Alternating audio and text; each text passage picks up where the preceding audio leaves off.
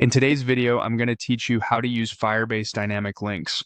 We'll walk through where to find dynamic links in the Firebase console, what you need to know about its current status, and how it works behind the scenes so you can make informed decisions and set expectations for your app's behavior. Start by opening the Firebase console in your browser and signing in. Choose the project you want to work with so you land on the project overview. On the left-hand navigation, look for the Run section. This is where Firebase groups several operational tools that help you manage your app's lifecycle and behavior. Inside that section, select Dynamic Links to open the Features dashboard. When the page loads, you'll see an important notice. Firebase Dynamic Links is deprecated and scheduled to shut down. That means while you can still review how it works, and in some cases manage existing behavior, this feature is on its way out.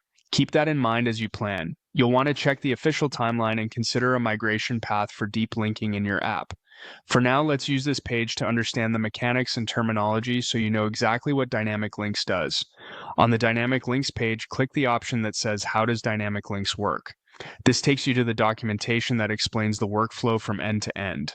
The key idea is that dynamic links are smart URLs that adapt based on a user's device and whether your app is installed. There are multiple ways to create a dynamic link. You can do it directly in the Firebase console, programmatically through a REST API, with platform-specific builder APIs for iOS or Android, or by constructing a URL yourself using dynamic link parameters attached to a domain associated with your app. Those parameters typically include the target deep link your app should open, optional fallback links for web, and campaign or source tags so you can understand where users came from. The console and the builder APIs help validate and format these parameters correctly, while the REST and manual URL methods give you more control for automation and server-side workflows. Here's the user flow. When someone taps your dynamic link, if your app isn't installed, they're sent to the appropriate app store to install it, unless you've configured a different fallback. After installation and first launch, your app receives the link's parameters so it can route the user to the intended content. If the app is already installed, the link opens the app directly and passes the same parameters immediately. That's the core of Firebase Dynamic Links.